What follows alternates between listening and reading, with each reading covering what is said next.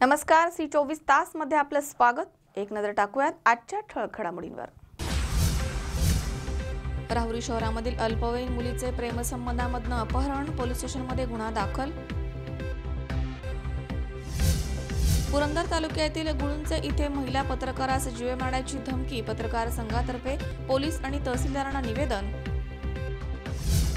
पुणे सोलापूर मार्गावरती वदळीच्या ठिकाणी PMP buses वारंवार पडतायत बंद, प्रशासन झालंय मात्र ढिम्म।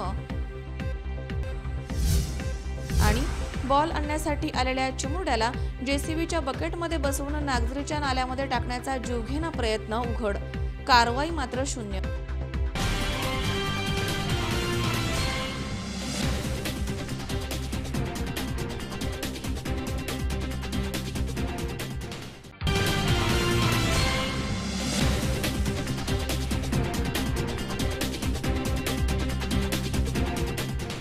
बातमीपत्रात आपलं स्वागत। पाहूया सविस्तर वृत्त। राहुरी शहरामधील कॉलेजजवळ हॉटेल राजश्रीच्या मागे राहणाऱ्या 17 वर्षीय अल्पवयीन मुलीला प्रेमसंबंधामधनं पळून नेल्याची घटना 21 मे रोजी सकाळी घडली आहे। या संदर्भात पोलीस स्टेशनमध्ये अपहरणाचा गुन्हा दाखल करण्यात आला आहे। राहुरी शहरामधील कॉलेजजवळ हॉटेल राजश्रीच्या मागे राहणाऱ्या 12वी शिक्षण पूर्ण केलेल्या एका 17 वर्षीय अल्पवयीन मुलीला प्रेमसंबंधामधनं पळून नेल्याची घटना 21 मे रोजी सकाळी घडली आहे। याबाबत राहुरी पोलीस स्टेशनमध्ये अपहरणाचा गुन्हा दाखल करण्यात आलाय। नगर मनमाड रोड लगत असलेल्या राहुरी कॉलेज जवळील हॉटेल राजश्री परिसरामध्ये सदर 17 वर्षीय अल्पवयीन मुलगी आपल्या आई वडिलांच्या सोबत राहतीये। 21 मे रोजी सकाळी 10च्या सुमारास तिची मैत्रीण तिच्या घरी आली आणि म्हणाली की आम्हाला आमच्या मैत्रिणीच्या वाढदिवसाला जायचं आहे असे सांगून सदर अल्पवयीन मुलीला तिच्या घरामधनं तिच्या मैत्रिणीनं तिच्या आईच्या इच्छेविरुद्ध नेलं।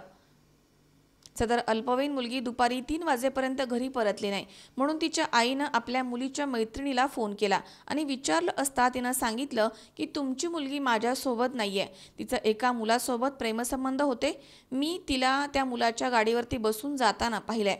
त्यानंतर सदर मुलीच्या नातेवाईकांनी सर्वत्र शोध घेऊन देखील ती सापडली नाहीये।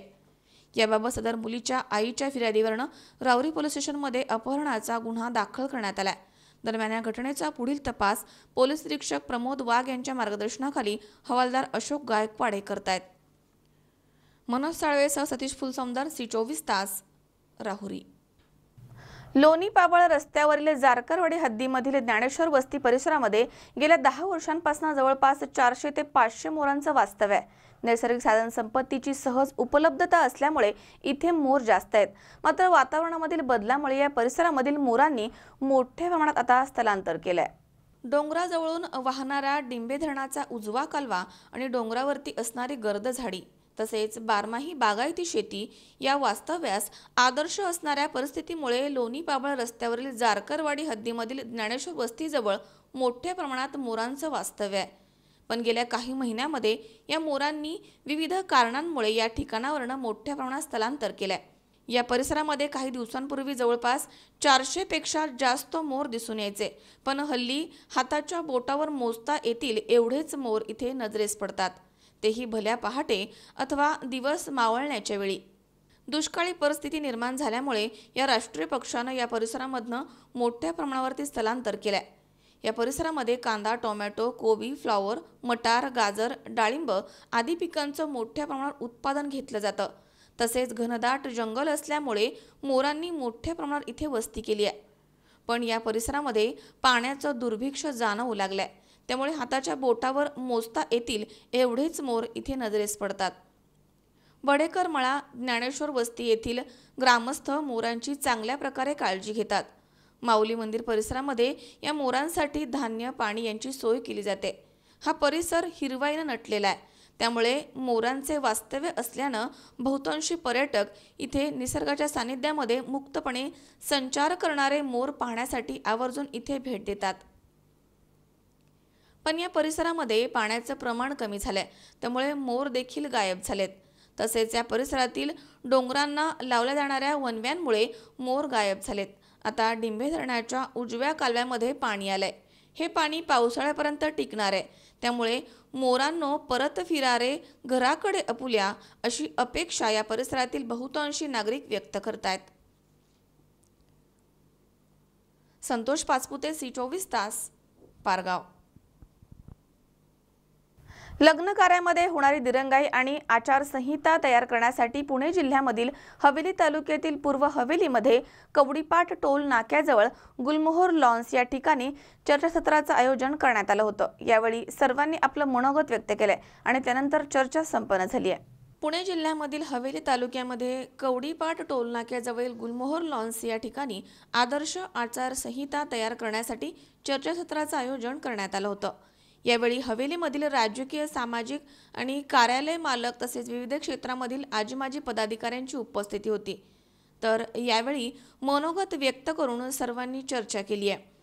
विवाह सोहळ्यांना नेत्यांच्या उपस्थितीसाठी ताटकळणारे वधूवर आणि त्यांचे सगळे सोयरे या नेत्यांच्या मोटारींच्या ताफ्यांमुळे होणारी वाहतुकीची कोंडी याला हळूहळू लोक आता कंटाळायला लागलेत। लग्न सोहळ्यामध्ये होणाऱ्या अशा प्रकारांमुळे होणाऱ्या दिरंगाईला आळा घालण्यासाठी पूर्व हवेलीमधील तरुणांनी एकत्र येऊन आदर्श आचारसंहिता तयार करण्यासाठी मोठं पाऊल उचललंय। लग्न समारंभासाठी येणाऱ्या नेते मंडळींच्या भाषणांमुळे समारंभामध्ये होणारी दिरंगाई आणि त्यामुळे आलेल्या पाहुण्यांच्या वेळेचा अपव्यय तसेच वाहतुकीची कोंडी अशा विविध विषयांवरती यावेळी चर्चा करण्यात आली। लग्न सोहळ्यामध्ये होणारी दिरंगाई टाळण्यासाठी सोहळ्यामध्ये येताना राजकारण्यांनी वेळेचं बंधन आणि आलेल्या पाहुण्यांच्या मानसिकतेचा विचार करणं गरजेचं आहे, असं मत हवेलीचे आमदार बाबूराव पाचरणे यांनी व्यक्त केलंय।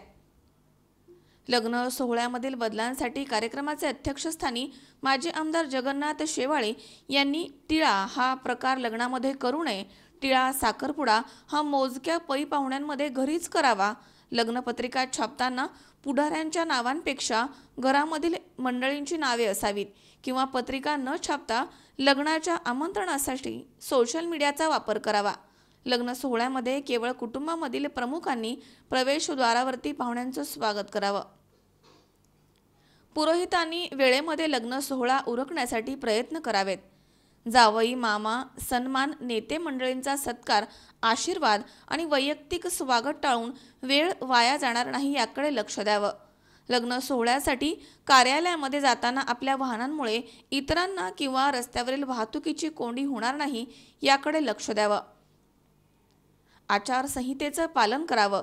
या सर्व गोष्टींसंदर्भातील नियोजन करण्यासाठी हवेली विचार मंचचे प्रमुख कमलेश काळभोर आणि त्यांच्या सहकाऱ्यांनी या चर्चासत्राचं आयोजन केलं होतं।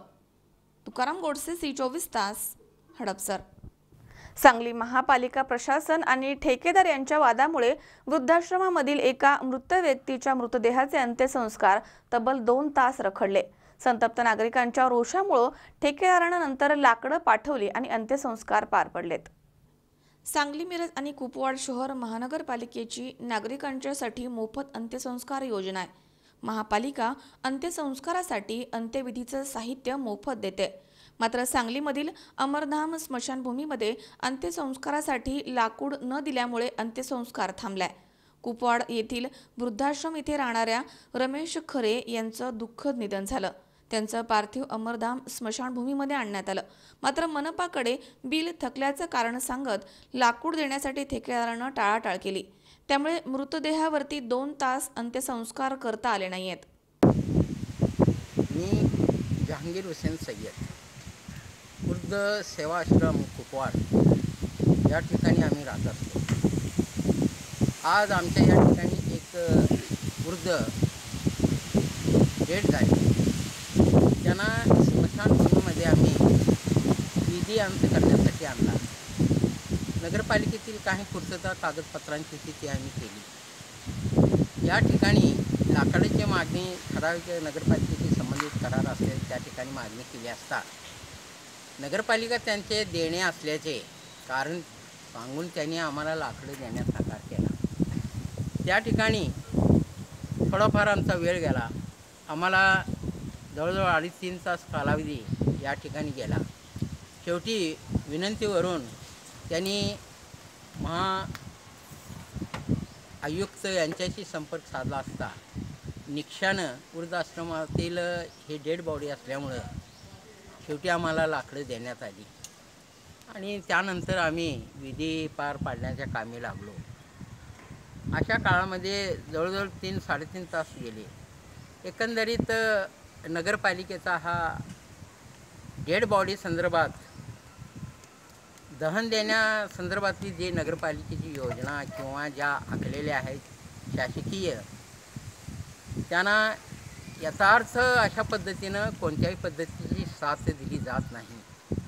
आणि हे सर्वात एक सांगली महानगरपालिकेच्या जनतेची एक खंत आहे. त्यापैकीच आत्ता आलेला अनुभव आम्ही आज या ठिकाणी देत आहोत. आणि हे योग्य आहे का? हे योग्य आहे का? असं इतरांच्या बाबतीत होऊ नये. शेवटी कुणीही कुठल्या जातीचा, धर्माचा, पंथाचा, भाषेचा असला तरी तो येणारा हा जाणाराच आहे. आणि त्या ठिकाणी नगरपालिकेने त्या दृष्टीनं जीवनात न येणारी व्यक्ती गेल्यामुळं अशा अर्थानं त्यांना यथार्थ ते दहनाची जी व्यवस्थापन शासकीय नियमावलीत केलेली आहे ती ज्या त्यावेळी तात्काळपणे बजावणे हे महायुक्त प्रशासनाच्या नियुक्तीतील जबाबदारीचं काम आहे. आणि ह्याची त्यांनी दखल घ्यावी, निश्चित एवढी आम्हाला आमची सर्वांची विनंती आहे. संतप्त नागरिकांच्या आक्रमकतेनंतर ठेकेदारानं तिथे लाकडं पाठवली आणि अंत्यसंस्कार झालेत. सांगली मिरज कुपवाड महानगरपालिकेमधील अमरधाम जे आहे त्या ठिकाणी मयत बॉडी झाल्यानंतर आपण जे अंत्यविधीसाठी बॉडी आणतो त्या ठिकाणी आज 21 तारखेला वृद्धाश्रमामधली एक मयत बॉडी आली होती. तर त्या ठिकाणी त्यांच्या अंत्यविधीसाठी दुपारी 3:30ला बॉडी आल्यानंतर लाकूड ठेकेदार जे आहेत, जे अंत्यविधीसाठी आपण महापालिकेनं त्यांना साहित्य मिळतं, ते अंत्यविधी साहित्य लाकूड असेल किंवा ते मोक्ष काष्ट असेल, ते लाकूड ठेकेदाराने देणं नाकारलं. नंतर नागरिकांना वादावाद झाला. जवळ ह्या वादावादीमध्ये आणि जवळ ते सगळं साहित्य मिळण्यामध्ये जवळपास 3 तास गेले. आता संध्याकाळचे 6 वाजले आहेत. तर आता संध्याकाळी बॉडीचं हे काम चालू झालेलं आहे. ते विषय असा होता की ती लाकडंसुद्धा ओली होती आणि ती लाकडं ओली असल्यामुळं त्या इथे जे कर्मचारी नियुक्त केलेत त्या कर्मचाऱ्यांना दुसरी जी बॉडी जळत होती साईडची, त्या बॉडीमधलं जळकी लाकडं घेऊन त्या बॉडीवर त्यांना ठेवावी लागली. अशा प्रकारचा त्यांना इथं कार्यक्रम करावा लागला. अमरधामवर असे वेळच्या वेळ गैरकारभार होत असतात. वारंवार मी याच्यासाठी आवाज उठवला आहे आणि तक्रार दिली आहे, पण महापालिका प्रशासन काही जागा होत नाही. तरी महापालिका आयुक्त साहेबांनी याची दखल घेऊन लाकूड ठेकेदार असतील याच्यावर कारवाई करावी. सांगली महापालिकेची मोफत अंत्यविधी योजनेअंतर्गत वर्क ऑर्डर मिळाली नाहीये आणि बिल थकल्याचे ठेकेदारानं सांगितलंय. मात्र लाकडं तात्काळ दिले होते. अंत्यसंस्कारावरती कोणताही परिणाम झाला नाही अशी सारवासारव ठेकेदारानं केली आहे. त्यांनी बॉडी ज्यावेळी आली त्यांची घेऊन त्याच्यानंतर त्यांना 5 मिनिटात आम्ही लाकूड वजन करून ठेवलेलं आहे त्यांच्या मागणीनुसार. आणि त्यांना फक्त आम्ही एवढंच सांगितलं की बाबा ही आमचं टेंडर अजून आम्हाला मंजूर झालेलं नाही आहे, वर्क ऑर्डर मिळालं नाही आहे, त्यामुळे तुम्ही फक्त अधिकाऱ्यांशी संपर्क साधा की बाबा यांचं टेंडर मंजूर झालेलं नाही आहे, वर बिलं त्यामुळे अडकलेली आहे, त्या अधिकाऱ्यांशी बोला, एवढंच आपण फक्त सांगितलेलं त्यांना.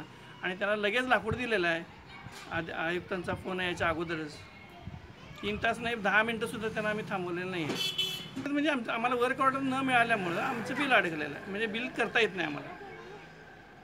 जी काय लाकूड दिली ती पण ओले आहेत असं एक बोललं जातं. नाही कधी पण येऊ देत, कोण पण येऊ देत, बघू देत, ओलं लाकूड आहे. गणेश चव्हाण, C24 तास, सांगली. या ठिकाणी वेळ झाली आहे छोट्याशा विश्रांतीची. अवघ्या काही क्षणात परत येतोय. तुम्ही पाहत राहा C24 तास, जगा वर्तमानात बिनधास्त.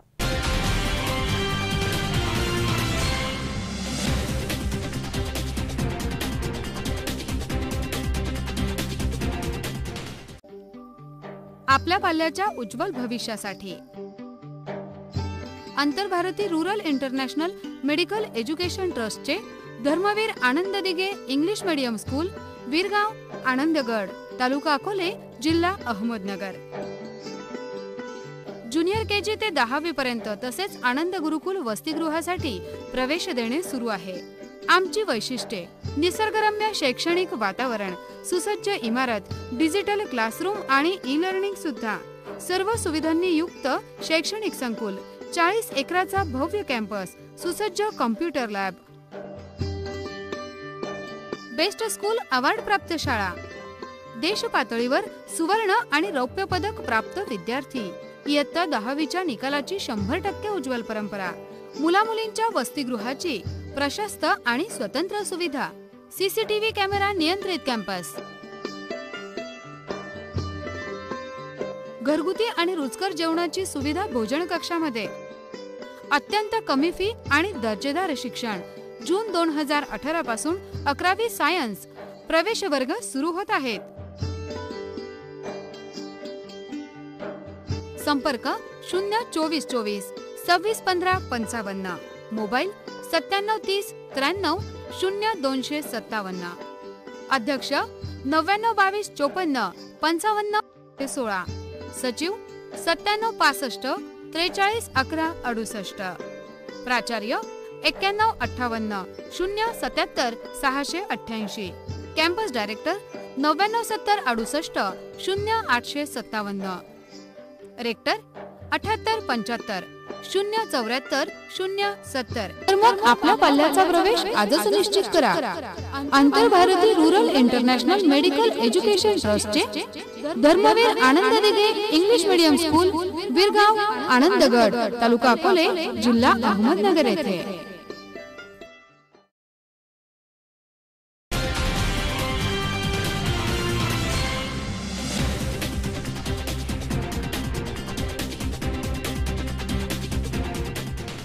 विश्रांतीनंतर बातमीपत्रात पुन्हा एकदा आपलं स्वागत।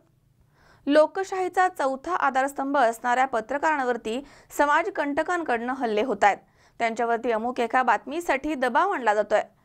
पुरंदर तालुक्यातील गुळुंचे येथील महिला पत्रकार श्रद्धा जोशी यांच्या बाबतीमध्ये अशी घटना घडली आहे। गावगुंडाने त्यांना दमदाटी केली आणि त्यांच्या पतीला देखील मारण्याचा प्रयत्न केलाय। या संदर्भात तहसीलदार आणि DYSP यांना निवेदन देण्यात आलंय। समाजामधील सामाजिक जनजीवनाचं सत्य आपल्या लेखन शैलीमधून मांडणाऱ्या पत्रकार या महत्त्वपूर्ण माध्यमांच्या वर समाजकंटकांकडून होणाऱ्या हल्ल्याची निंदा आता सर्व स्तरातून केली जाते। ग्रामीण भागामधील मनमानी कारभाराला आळा घातल्यास ग्रामीण पत्रकारिता धोक्यात येण्यास वेळ लागणार नाही, असं चित्र पुरंदर नीरा गुळुंचे इथे दिसून आलंय। पत्रकारांवरती होणाऱ्या हल्ल्याचं प्रमाण वाढत चाललंय। शहरी भागाबरोबरच ग्रामीण भागामध्ये देखील पत्रकारांना आपल्याच सांगण्याप्रमाणे बातम्या लिहाव्यात म्हणून त्यांना धमकावलं जात आहे। पुरंदर तालुक्यातील गुळुंचे इथे राहणाऱ्या महिला पत्रकार श्रद्धा जोशी यांना गावामधील गावगुंडांनी अशाच प्रकारे दमदाटी केली आहे। एवढंच नाही तर त्यांचे पती प्रवीण जोशी यांना गाडी आडवी घालून मारण्याचा प्रयत्न देखील केलाय। पुरंदर तालुका पत्रकार संघाच्या वतीनं या प्रकाराचा निषेध करण्यात आलाय। पुरंदरचे तहसीलदार सचिन गिरी आणि DYSP यांच्याकडे निवेदन देऊन संबंधांवर कठोर कारवाईची मागणी यावेळी करण्यात आली आहे। सर्व पत्रकार बांधवांच्याकडून पुरंदर तालुक्यामध्ये पत्रकारांच्यावर जो भ्याड हल्ल्याचा विषय झालेला आहे त्या अनुषंगाने निषेध म्हणून सर्व पत्रकार बांधव इथं आलेले आहेत। तर अशा कृत्याचा आम्ही सर्व निषेध करत आहोत। असा हा लोकशाहीचा चौथा स्तंभ आहे, त्याच्यावर हा घाला आहे। इथून पुढे झालेल्या घटनेच्या संदर्भामध्ये प्रशासनाच्या मार्फत कडक अशी कारवाई केली जाईल आणि आपल्या सर्व ज्या मागण्या आहेत त्या शासनापर्यंत पोहोचवल्या जातील। त्याचबरोबर इथून पुढे असा प्रकार तालुक्यामध्ये इतरत्र कोठेही होऊ नये याच्या अनुषंगाने जनजागृती करण्याचे पोलीस प्रशासन, महसूल प्रशासन आणि सर्व पत्रकार बांधव, सामाजिक कार्यकर्ते यांच्या माध्यमातून आपण प्रयत्न करूया। आणि सर्व तालुक्यातील सर्वांना माझे आव्हान आहे की लोकशाहीचा चौथा स्तंभ असलेल्या पत्रकार बांधवांना आपण सर्वांनी सहकार्य करावयाचे आहे। त्यांच्याबद्दल काय प्रश्न असतील तर त्यांना समक्ष विचारावेत, मात्र अशा असंसदीय मार्गाचा कुणीही अवलंब करू नये। जो काही आता 2-3 दिवसापूर्वी गुळुंचे गावातील पत्रकारांवरती गावातील काही गुंडांनी हल्ला केला, तर त्या संदर्भात जेजुरी पोलीस स्टेशनला गुन्हा दाखल आहे। त्यामध्ये त्या आरोपींना अटक करून त्यांना सध्या ते न्यायालयीन कोठडीमध्ये आहेत। तसेच अशा पद्धतीचे गुन्हे होऊ नयेत याकरिता आम्ही सर्व नागरिकांना देखील सूचित करू इच्छितो की असं जर कोणी धमकावत असेल किंवा एखादं काम करावं म्हणून दबाव टाकत असेल तर त्यांनी तात्काळ पोलीस स्टेशनला येऊन तक्रार द्यावी आणि अशा प्रवृत्तीनं तात्काळ त्यांना आम्ही कठोर शासन करण्याचा प्रयत्न करू। विजयकुमार हरिश्चंद्र, C24 तास, पुरंदर। अक्कलकोट येथील श्री स्वामी समर्थ पालखीचे येवल्यामध्ये स्वागत करण्यात आलं। शहरभर पालखीची मिरवणूक काढण्यात आली। दरम्यान पोफळे परिवाराच्या वतीनं कालिका मंदिर इथे महाप्रसाद करण्यात आला। मोठ्या संख्येनं भाविक पालखीच्या दर्शनासाठी इथे आले होते। अक्कलकोट येथील श्री स्वामी समर्थ पालखीचे येवल्यामध्ये स्वागत करण्यात आलं। सकाळी श्रीराम कॉलनी येथील स्वामी समर्थ मंदिर येथून पालखी मिरवणुकीस सुरुवात करण्यात आली। पालखी मार्गावरती ठिकठिकाणी महिलांनी सडा रांगोळी काढली होती। मिरवणूक विंचूर चौफुली कापड बाजार मेन रोड काळा मारुती रोड मार्गे कासार गल्ली येथील कालिका मंदिर इथे आरती करून या मिरवणुकीची सांगता करण्यात आली। गेल्या 18 वर्षांपासून विनोद पोफळे यांच्या घरी श्री स्वामी समर्थ महाराजांची पालखी नियमित येत असते। पोफळे परिवाराच्या वतीनं कालिका मंदिर इथे महाप्रसाद करण्यात येतो। दरम्यान पालखीच्या दर्शनासाठी शहरामधील भाविक मोठ्या प्रमाणात इथे उपस्थित होते। प्रशांत कलंके, C24 तास, येवला। राहुरी फॅक्टरी येथील साई आदर्श मल्टीस्टेट संस्थेमध्ये महाराष्ट्र राज्य विद्युत वितरण कंपनीच्या अधिकृत वीज बिल भरणा केंद्राचा शुभारंभ मुख्य अभियंता ब्रिजपाल सिंह जनवीर आणि सहाय्यक महाव्यवस्थापक राकेश बाविस्कर यांच्या हस्ते करण्यात आला। यावेळी अनेक मान्यवरांच्या ठिकाणी उपस्थिती होती। राहुरी फॅक्टरी येथील साई आदर्श मल्टीस्टेट संस्थेमध्ये महाराष्ट्र राज्य विद्युत वितरण कंपनीच्या अधिकृत वीज बिल भरणा केंद्राचा शुभारंभ मुख्य अभियंता ब्रिजपाल सिंग जनवीर आणि सहाय्यक महाव्यवस्थापक राकेश बाविस्कर यांच्या हस्ते करण्यात आला। कार्यक्रमाच्या अध्यक्षस्थानी मल्टीस्टेट फेडरेशनचे अध्यक्ष सुरेशराव वाबळे होते। यावेळी साई आदर्शचे चेअरमन शिवाजीराव कपाळे, महावितरणचे कार्यकारी अभियंता शरद बंड, उपकार्यकारी अभियंता प्रदीप देहरेकर, चैतन्य मिल्कचे गणेशराव भांड, गंगाधर बाबा छात्रालयाचे व्यवस्थापक पप्पू सपकाळ, साई आदर्श संचालक विष्णू गीते, किशोर थोरा, डॉक्टर विलास पाटील आदी उपस्थित होते। सामाजिक कार्यासाठी साई आदर्श संस्था नेहमीच पुढाकार घेते, ही कौतुकास्पद बाब आहे। संस्थेच्या नावामुळे 10% भाग समाजासाठी वापरला जाणं गरजेचं आहे, असं प्रतिपादन मुख्य अभियंता ब्रिजपाल सिंग जनवीर यांनी केलंय। प्रेरणा पतसंस्थेचे चेअरमन सुरेशराव वाबळे म्हणाले की काळाची गरज ओळखून शिवाजीराव कपाळे यांनी वीज बिल भरणा केंद्राचा निर्णय घेतला, ही उल्लेखनीय बाब आहे। या संस्थेच्या वतीने वीज वितरण कंपनीचं वीज बिल भरणा केंद्राचं उद्घाटनाच्या कार्यक्रमाचे सन्माननीय अतिथी यांच्या शुभ हस्ते हा कार्यक्रम झाला आहे। असे जनवीर साहेब, कार्यक्रमाकरता मुद्दाम उपस्थित नाशिक विभागाचे बाविस्कर साहेब,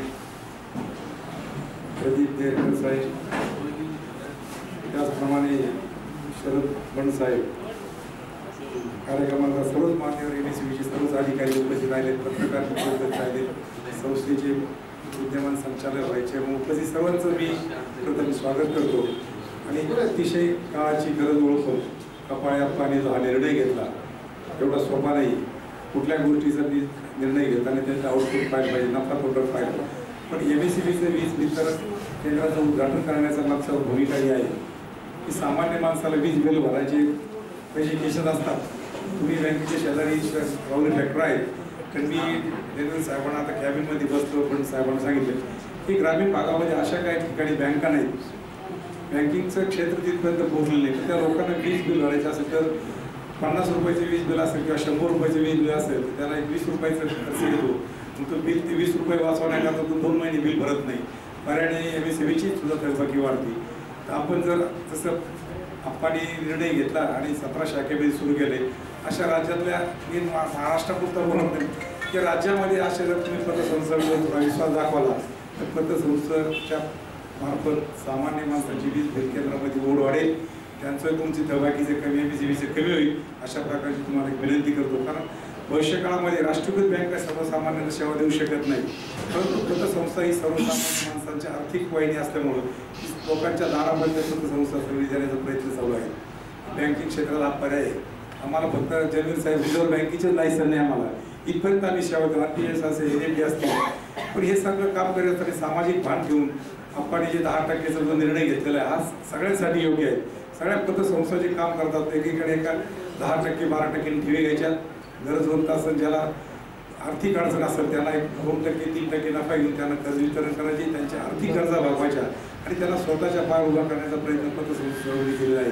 पुन्हा महाराष्ट्रामध्ये असेल, महाराष्ट्रामध्ये जनरल साहेब 15,000 नागरिक पतसंस्था आहे आणि या 15,000 पतसंस्थेच्या प्रत्येक संस्थेच्या 10-10, 5-5 शाखा आहेत। नेटवर्किंग एवढं चांगलं आहे की MSCBला निश्चितच भविष्यकाळात थकबाकीचे करून पुढच्या बॅलन्स शीटला कमी झालेली दिसेल, अशा प्रकारची एक इच्छा व्यक्त करतो। आपण इथं आलात त्या सहकारी संस्थेला जे तुम्ही ताबडतोब परमिशन दिलं आणि याला निर्णय घेतला कपाळ्यापाडी त्यांच्या संचालक मंडळी केंद्राचं, त्याबद्दल आपल्याला शुभेच्छा देतो आणि मी सर्वांच्या वतीने त्यांचे आभार मानतो आणि माझे 2 शब्द संपवतो. जय जय सर. साई आदर्शचे चेअरमन शिवाजीराव कपाळे यावेळी म्हणाले की संस्थेच्या 17व्या शाखेमध्ये 20 मे पासून वीज बिल भरणा केंद्र सुरू करण्यात आलंय. 21 मे रोजी पतंजली योग शिबिर सुरू करण्यात आलंय, तर गंगाधर बाबा छात्रालय या अनाथ आश्रमाच्या बांधकामासाठी निधी देण्यात आलाय. संस्था नेहमीच सामाजिक कार्यामध्ये अग्रेसर आहे असंही त्यांनी यावेळी सांगितलंय. आज आपल्याकडं महाराष्ट्र राज्य वीज वितरण कंपनीचं MSCBचं लाईट बिल भरणा केंद्राचा शुभारंभ सन्माननीय नाशिक विभागाचे जे प्रमुख आहेत MSCBचे ब्रिजपाल सिंह जनवीर साहेब आणि भाविस्कर साहेब यांच्या हस्ते आणि सुरेश शेठ वाबळे यांच्या अध्यक्षतेखाली या ठिकाणी आज पार पडलेला आहे. त्याला वीज मंडळाचे सर्व अधिकारी या ठिकाणी आज उपस्थित होते. त्याचप्रमाणे गणेशदादा भांड व आमचे सर्व संचालक मंडळ किशोर थोरात असतील, विष्णुपंत गीते, साबरे साहेब, डॉक्टर पाटील आणि आमचे सर्व मॅनेजर खडके त्यांचे सर्व सहकारी या ठिकाणी उपस्थित होते. तर आजपासून आपल्या साई आदर्श मल्टीस्टेटच्या सर्व ज्या 17 ब्रँचेस आहेत नगर जिल्ह्यामध्ये, त्या सर्व 17 ब्रँचेसमध्ये आपण लाईट बिल भरणा त्या ठिकाणी चालू केलेलं आहे. व आमचे सभासद असतील, त्या ठिकाणचे खातेदार असतील, त्यांना सर्वांना त्या ठिकाणी लाईट बिल भरण्याची सुविधा आपण आज त्या ठिकाणी निर्माण करून देत आहोत. आणि हा समारंभ आज या ठिकाणी पार पडलेला आहे. आणि बँकिंगमध्ये बाकीच्या याच्यामध्ये कुठेही मागं न राहता आपल्याकडं RTGS NEFT DD सुविधा तर आहेतच, सर्व प्रकारच्या कर्ज प्रकारच्या सुविधा आहेत. आता नवीन आपण महिला बचत गटाचं त्या ठिकाणी कर्ज वाटप चालू केलेलं आहे. अशा अनेक सुविधा साई आदर्श मल्टीस्टेटच्या माध्यमातून आपण त्या ठिकाणी नगर जिल्ह्यामध्ये देण्याचा प्रयत्न केलेला आहे. आज आपण लाईट बिलची सुविधा त्या ठिकाणी आज देत आहोत. त्याचप्रमाणे कालच त्या ठिकाणी सामाजिक काम म्हणून आपण एक रामदेव बाबाचं योग शिबिर या ठिकाणी कालपासून चालू केलेलं आहे. सामाजिक कामातही आपण त्या ठिकाणी कुठेही मागं फिरत नाहीत. त्याचप्रमाणे आज याच कार्यक्रमात गंगाधर बाबा छात्रालय सपकाळ आश्रम या ठिकाणी जो गुहाचा आहे त्या ठिकाणी आज आपण त्यांना बांधकामासाठी आज या ठिकाणी मदत आज दिलेली आहे. असं या ठिकाणी संस्थेच्या माध्यमातून कामकाज चालू आहे. सर्वांनी भरभरून प्रतिसाद साई आदर्श मल्टीस्टेटला दिलेला आहे. तर सर्वांचंच या ठिकाणी मी संस्थेच्या वतीनं आभार मानतो, सर्वांना धन्यवाद देतो. असंच प्रेम सर्वांनी आमच्या साई आदर्श मल्टीस्टेटवर करावं ही विनंती करतो आणि थांबतो. याप्रसंगी महावितरणचे श्री विखे, गटकळ, मरकड, पूजाभाऊ गांडुळे, व्यापारी संघटनेचे आबासाहेब वाळुंज, गीताराम शेटे यांच्यासह अधिकारी कर्मचारी मोठ्या संख्येनं उपस्थित होते. कार्यक्रमाचे सूत्रसंचालन रफिक शेख यांनी केले, तर आभार प्रदर्शन संचालक विष्णू गीते यांनी केले. साई आदर्श मल्टीस्टेट कोऑपरेटिव्ह सोसायटीने जे वीज बिल भरणा केंद्र 17 ठिकाणी चालू केलं हे अतिशय उल्लेखनीय व ग्राहकाच्या दृष्टीने महत्त्वाचं काम व सामाजिक कार्य ही संस्था करत आहे. तिचं उद्घाटन आज केलेलं आहे. त्याचप्रमाणे ह्या मल्टीस्टेट कोऑपरेटिव्हच्या माध्यमातून सर्व वीज ग्राहक आपले वीज बिल भरणा केंद्र सुरू झाल्यामुळे वीज बिल भरतील व पर्यायाने वीज वितरण कंपनीला मोलाचं सहकार्य करत. मला सर्व कन्झ्युमरना व ग्राहकांना हात जोडून विनंती आहे की त्यांनी त्यांचं वीज बिल तात्काळ भरावे व सहकार्य करावे. मनोज साळवेसह सतीश फुलसमदर, C24 तास, राहुरी. या ठिकाणी पुन्हा एकदा वेळ झाली आहे छोट्याशा विश्रांतीची. अवघ्या काही क्षणात परत येतोय. तुम्ही पाहत राहा C24 तास, जगा वर्तमानात बिनधास्त.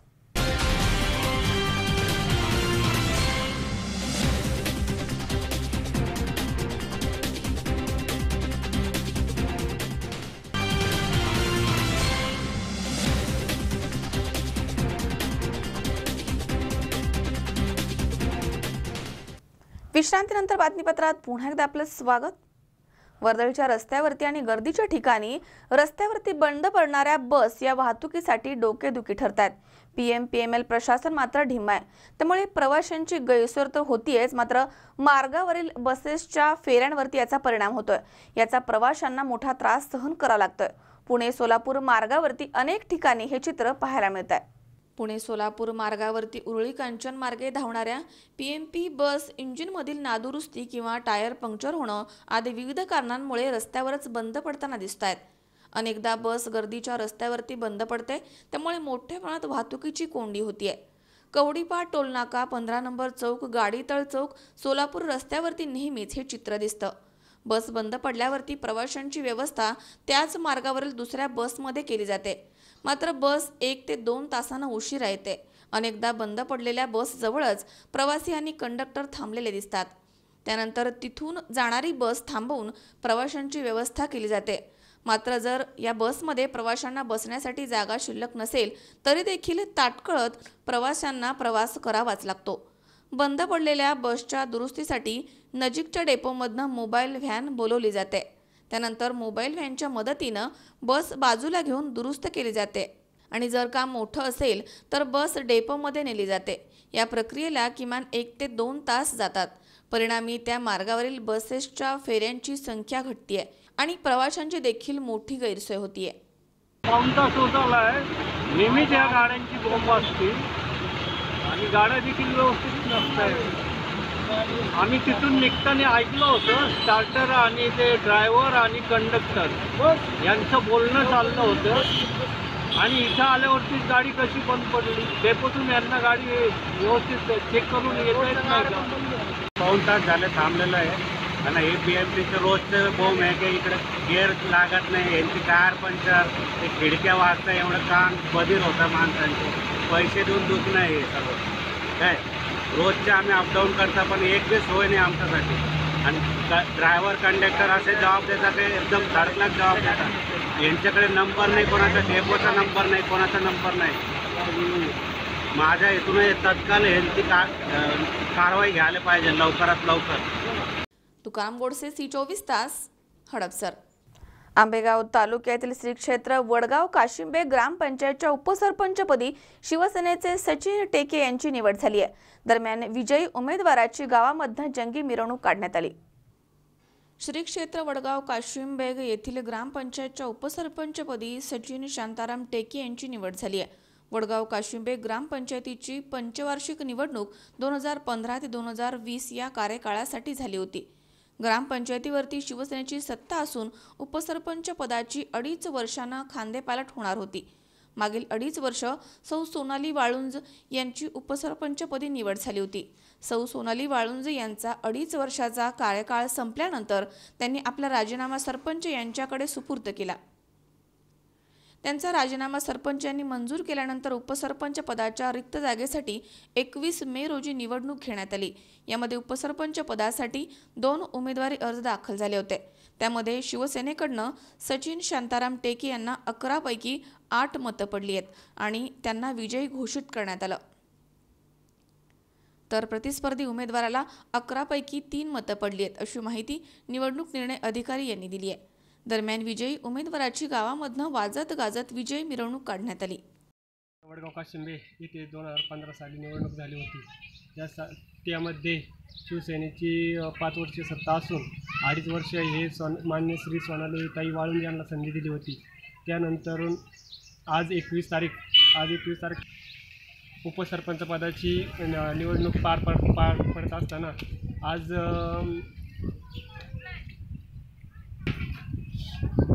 उपसरपंच पदाची उमेदवारीचा फॉर्म आज मी दाखल करून काही बोलत नाही 21 तारखेला आमची आज उपसरपंच पदाची निवडणूक पार पडली असून 8-3 यांनी अशी आमची विजय हे झालेली आहे। तरी इथून पुढल्या काळात गावाच्या गडबडीमध्ये लक्ष देऊन येणाऱ्या पंचवार्षिकमध्ये इथून पुढच्या काळामध्ये राजकारणापेक्षा समाजकार्यामध्ये लक्ष देऊन गाव आणि जडणघडणीमध्ये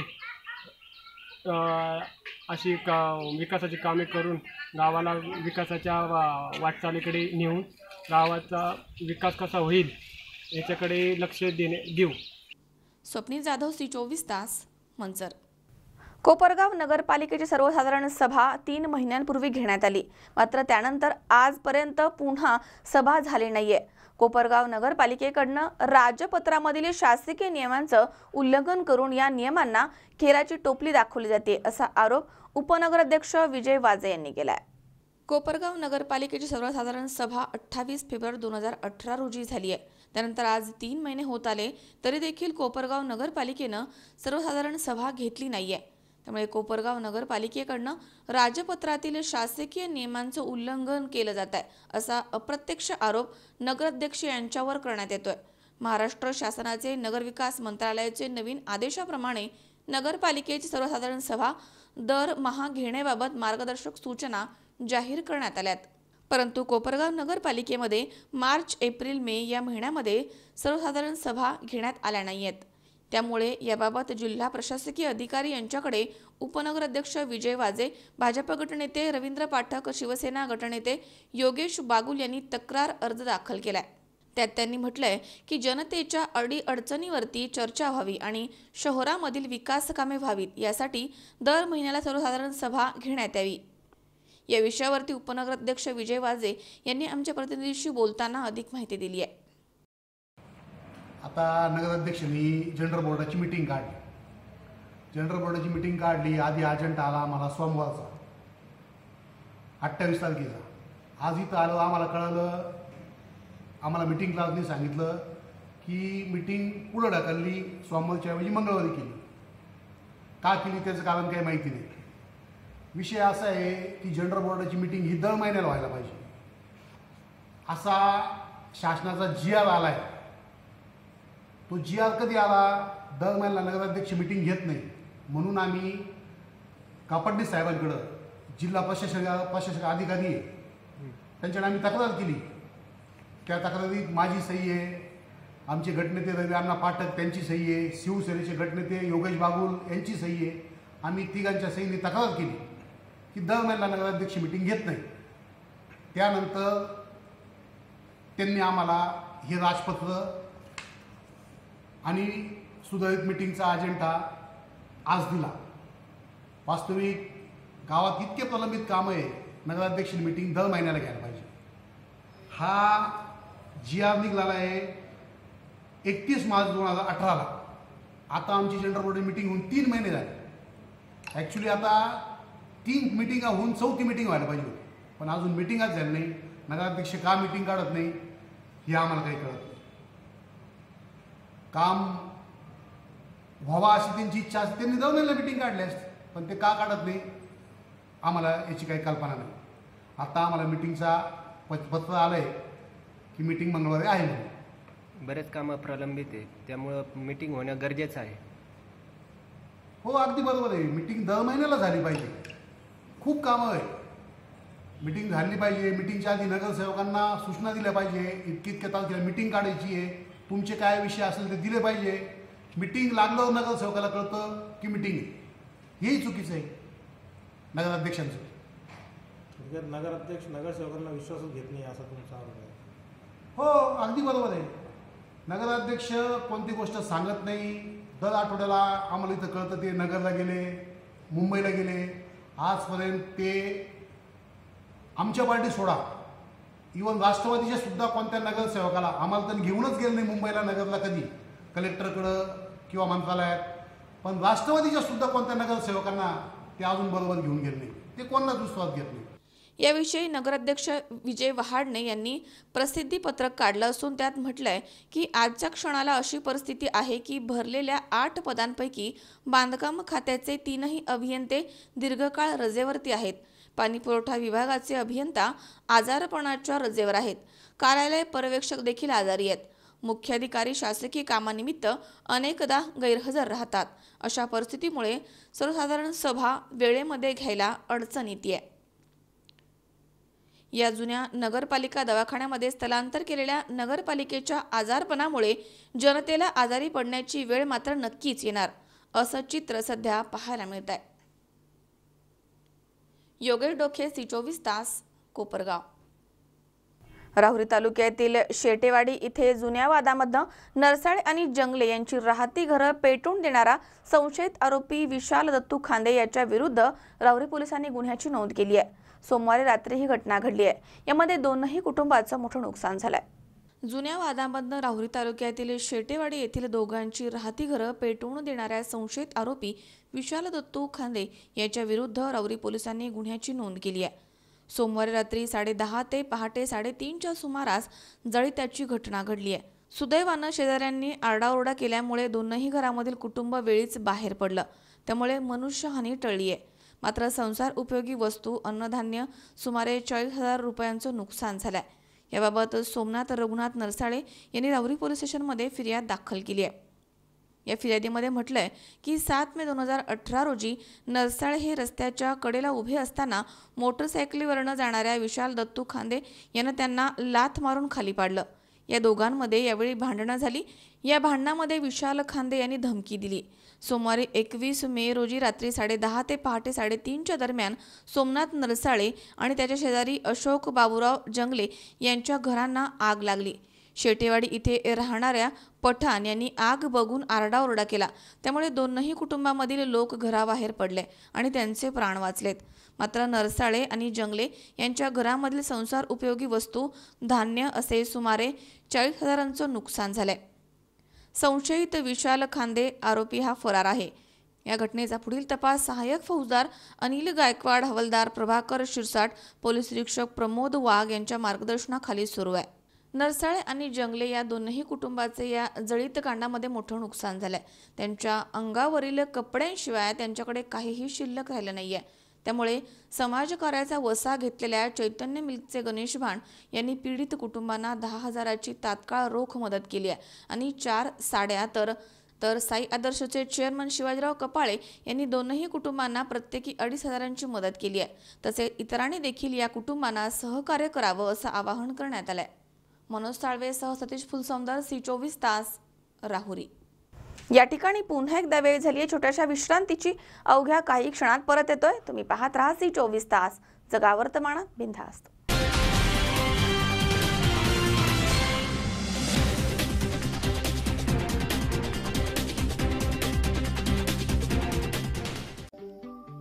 आपल्या पाल्याच्या उज्ज्वल भविष्यासाठी आंतरभारती रूरल इंटरनॅशनल मेडिकल एज्युकेशन ट्रस्टचे Dharmaveer Anand Dighe English medium school, Veergaon, Anandgarh, taluka Akole, जिल्हा अहमदनगर। ज्युनियर KG ते 10वी पर्यंत तसेच आनंद गुरुकुल वसतिगृहासाठी प्रवेश देणे सुरू आहे। आमची वैशिष्ट्ये: निसर्गरम्य शैक्षणिक वातावरण, सुसज्ज इमारत, डिजिटल क्लासरूम आणि ई-लर्निंग सुद्धा, सर्व सुविधांनी युक्त शैक्षणिक संकुल, 40 एकराचा भव्य कॅम्पस, सुसज्ज computer lab, best school award प्राप्त शाळा, देश पातळीवर सुवर्ण आणि रौप्य पदक प्राप्त विद्यार्थी, इयत्ता 10वीच्या निकालाची 100% उज्ज्वल परंपरा, मुलामुलींच्या वसतिगृहाची प्रशस्त आणि स्वतंत्र सुविधा, CCTV कॅमेरा नियंत्रित कॅम्पस, घरगुती आणि रुचकर जेवणाची सुविधा भोजन कक्षामध्ये, अत्यंत कमी फी आणि दर्जेदार शिक्षण। जून 2018 पासून 11वी सायन्स प्रवेश वर्ग सुरू होत आहेत। संपर्क 02424 261555, मोबाईल 9730 93 0257, अध्यक्ष 9922 54 55 16, सचिव 9765 43 11 68, प्राचार्य 9158 077 688, कॅम्पस डायरेक्टर 9970 68 0857, रेक्टर 7875 074 070। तर मग आपल्या पाल्याचा प्रवेश आजच निश्चित करा। आंतरभारती रूरल इंटरनॅशनल मेडिकल एज्युकेशन ट्रस्टचे Dharmaveer Anand Dighe English medium school, Veergaon, Anandgarh, taluka Akole, जिल्हा अहमदनगर येथे।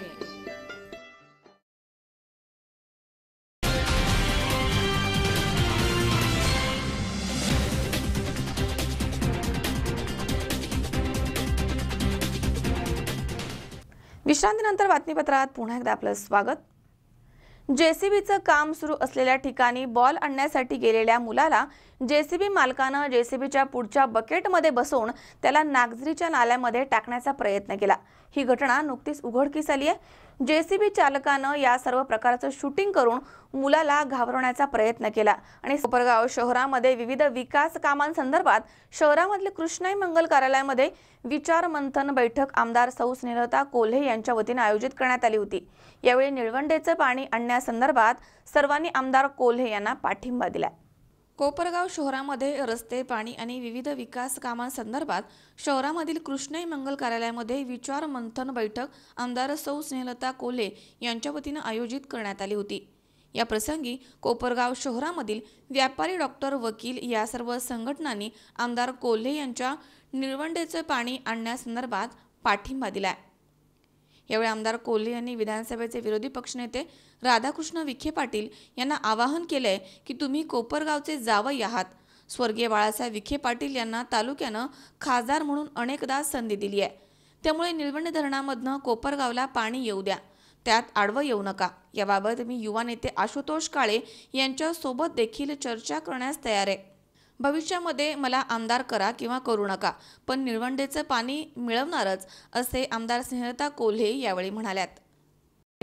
काही त्या शेतकऱ्यांनाही माझ्या विरुद्ध भडकवलं, काही जिल्हा परिषदेच्या वेळेस तिकडे जाऊन भाषणं केली विरोधकांनी की आमदार ताई तुमच्याकडचं पाणी कोपरगाव शहराला द्यायला निघाल्या, परंतु मी मताचा फारसा विचार नाही केला. शेवटी हे ऐतिहासिक काम आहे आणि या कामाचं हे पुण्याचं काम आहे. मी याच्यात मागे हटणार नाही आणि शेतकऱ्यांशी मी प्रचंड प्रामाणिक आहे याची जाणीव शेतकरी संपाला मी सत्ताधारी आमदार असताना सुद्धा पाठिंबा दिला. आणि म्हणून आज मला विशेषतः आपल्याला आकडा सांगायचा आहे. शेतकऱ्यांना जाऊन सांगतात की मी तुमच्या पाठीशी आहे, तिथे जाऊन आपण त्यांच्या पाठीशी राहायचं, परंतु मुळात त्यांनाही आपण विश्वासात घेऊन शेतकऱ्यांनाही न्याय देणार आहे. बुद्धिभेद करण्याचा हा जो राजकारणाचा प्रकार आहे. निळवंडे पाईपलाईनचा प्रश्न अत्यंत महत्त्वाचा आणि संवेदनशील आहे. ही योजना मला मार्गी लावायचीच आहे. त्यांनी व्यापार, उद्योग कसं भरभराट वाढणार आहे याबद्दल आपल्याला कैलास थोडे साहेबांनी सांगितलं आहे. त्यामुळं निश्चित कोपरगावचं आता आपण कोपरगाव जिल्हा व्हावा असं आपण जेव्हा अपेक्षा व्यक्त करतो, त्यामुळे ट्रान्सपोर्ट चांगला पाहिजे, जिल्ह्यासाठी पाणी व्यवस्था पाहिजे, वीज व्यवस्था पाहिजे, हे सगळे प्रश्न आहेत. आणि आपल्यासाठी एकही नेता म्हणत नाही की कोपरगाव जिल्हा व्हावा. आपणच आपली लढाई लढतोय. कोणी संगमनेरसाठी जातं, कोणी रामपूरसाठी जातं, आपल्या पाठीशी कोणीच नाही. त्यामुळे आपण तरी कमीत कमी एकोप्याने ही लढाई लढली पाहिजे आणि जिल्हा व्हावा किंवा जिल्ह्याचं मुख्यालय व्हावं ही माझी मुख्यमंत्र्यांकडे विनंती होती. काही नगरसेवक, आम्ही काही कार्यकर्ते मंडळी त्या संदर्भात आम्ही भेटलो, आरोप झाले, तरी मी या निळवंडे पाण्याच्या प्रश्नापासून थोडीही विचलित होणार नाही हे या निमित्ताने विरोधकांना सांगू इच्छिते. आणि खरं तर ही पाणी प्रश्नासाठी माझी अग्निपरीक्षा आहे असंच आपण म्हटलं तरी हरकत नाही. आपण सर्व मिळून जर का एकजुटीने हा कोपरगावचा पाणी प्रश्न मार्गी लावणारच आहोत यावर माझा आपण विश्वास आहे. माझा आणि आपल्या सगळ्यांच्या सद्भावना माझ्या पाठीशी आहे. हे आपण आज एवढ्या मोठ्या संख्येने उपस्थित राहून हे सगळं दाखवून दिलेलं आहे. या कार्यक्रमाच्या अध्यक्षस्थानी राज्य पतसंस्था फेडरेशनचे अध्यक्ष काका कोयटे हे होते. तर व्यासपीठावरती साईबाबा संस्थांचे विश्वस्त बिपिन कोल्हे, कैलास ठोळे, डॉक्टर अजय गर्जे, रविकाका बोरावके आदी उपस्थित होते. या कार्यक्रमाच्या प्रसंगी कोपरगाव तालुका भारतीय जनता पार्टीचे पदाधिकारी तसेच व्यापारी आणि शहरामधील आणि तालुक्यातील नागरिक आणि ग्रामस्थ मोठ्या संख्येनं उपस्थित होते. योगेश डोखे, C24 तास, कोपरगाव. जग झपाट्यानं डिजिटल होत चाललंय, मात्र वडार समाज आपल्या पारंपरिक व्यवसायामधनं आपली उपजीविका भागवतोय. या समाजाच्या कुटुंबाच्या पुनर्वसनाचा प्रश्न मार्गी लावला पाहिजे. सरकारनं या समाजाकडे आता लक्ष देण्याची गरज आहे. एकीकडे जग अत्यंत वेगाने डिजिटल होत आहे, मात्र दुसऱ्या बाजूला दुबळ्या भारताचं चित्र पाहायला मिळत आहे. दगडाला देवपण देणाऱ्या माणसाला माणुसकीचा विटाळ हो. ज्या हातानं दगडाला देवपण दिलं त्या दगडामधील कलाकृतीमधील चांगलेपणा माणसाला दिसत नाही. ज्या दगडावरती अखंड भारतीय खवय्यांची संस्कृती टिकून आहे, ज्यांच्या नसण्यानं अन्नपदार्थाला चव येत नाही, अशा दगडातील पत्थरदिल माणसाला आणि त्यांच्या कलाकृतींना न्याय केव्हा मिळणार असं विदारक चित्र आज वडार समाजापुढे येत आहे. उन्हातानामध्ये रस्त्याच्या कडेला दगड फोडून जुन्या काळाप्रमाणे जाती पाटे बनवणारे हे कुटुंब सध्या पाबळ गावामध्ये उसंती घेत आहे. त्याही दगडामधनं घडवलेली कलाकृतीमधनं उपजीविकेसाठी पारंपरिक व्यवसायावरती उदरनिर्वाह करताना आज त्यांच्या नाकी दम आलाय. वैज्ञानिक प्रगती झाली खरी, पण पारंपरिक व्यवसाय बुडाले आहेत आणि आधीच हातावरती पोट असणारी मंडळी आणखीनच उघड्यावर पडली आहेत. त्यांच्या पुनर्वसनाची जबाबदारी कोणतंच सरकार उचलत नाहीये. सर्वांनाच शिक्षण हा मुद्दा इथे लागूच होत नाही. या चिमुरड्यांच्या भविष्याचा विचार कोण करणार? कमीत कमी या शाळाबाह्य मुलांच्या शिक्षणाची उत्तम व्यवस्था करण्यात यावी. या कुटुंबाच्या पुनर्वसनाचा प्रश्न मार्गी लावण्यात यावा की त्यांच्याही पुढील पिढ्या अशाच दुबळ्या भारताचं प्रतीक बनून राहणार, हा खरा प्रश्न आहे. त्याला काय चव आहे का कालवणाला? काय आहे जुनं ते जुनं किती काही केलं तरी वाटण्याचं वाटण जात्याचं दळण आणखी काय पाहिजे त्याच्यापेक्षा ही काय निघलं नाही. त्याला सालापासून मसाज जळगाव जिल्ह्यात आहे. आम्हाला आजपर्यंत घरकुलं भेटलं नाही. आम्हाला आमच्या मुलं तरी असं फिरताय, त्यांना शाळेची सुविधा नाही, काही नाही. हो, आणि आम्ही हे गाव ते गाव फिरताय धंद्यासाठी. काय आमचा धंदाच बसून गेला मिक्सरमुळे. आम्हाला काहीतरी सुविधा करा. मुलांची शाळेची काही व्यवस्था करा.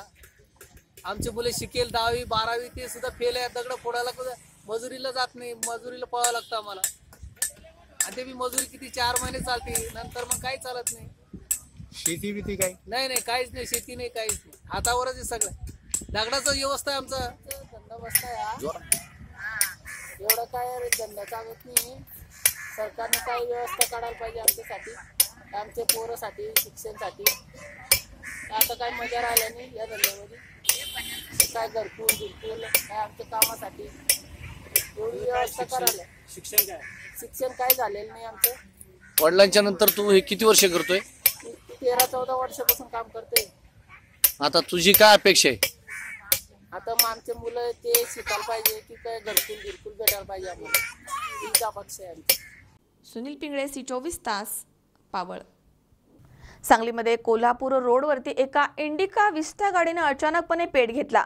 चालक वेळेमध्ये बाहेर पडला, त्यामुळे दुर्घटना टळली आहे आणि गाडीचा पुढचा भाग जळून खाक झालाय. सांगलीमधील कोल्हापूर रोडवरती नागरिकांनी बर्निंग कारचा थरार अनुभवलाय. एका इंडिका विस्टा गाडीनं अचानक पेट घेतल्यामुळे सर्वांचीच धावपळ उडाली. या घटनेमध्ये इंडिका गाडीचा पुढचा भाग जळून खाक झालाय. कोल्हापूर रोडवरती एका ठिकाणी इंडिका विस्टा कार उभी होती. यावेळी कारच्या बोनेटमधनं अचानक धूर येऊ लागला आणि कारनं अचानकपणे पेट घेतला.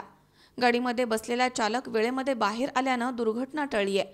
धुराचं रूपांतर आगीमध्ये झालं आणि बघता बघता गाडीचा पुढचा भाग जळून खाक झालाय.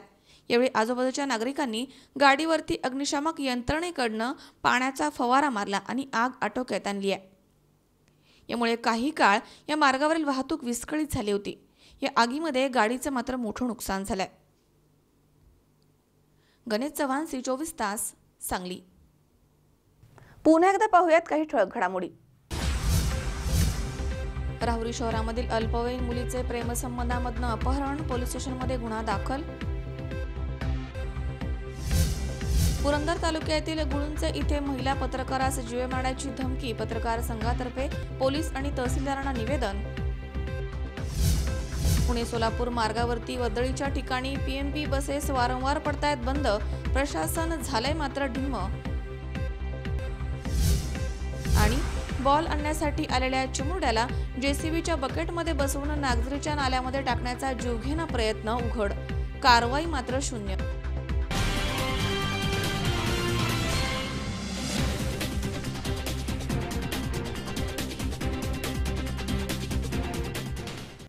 याचबरोबर बातमीपत्रात आज वेळ झाली इथेच थांबण्याची. ताज्या अपडेटसाठी बघत रहा C24 तास. जगा वर्तमानात बिनधास्त.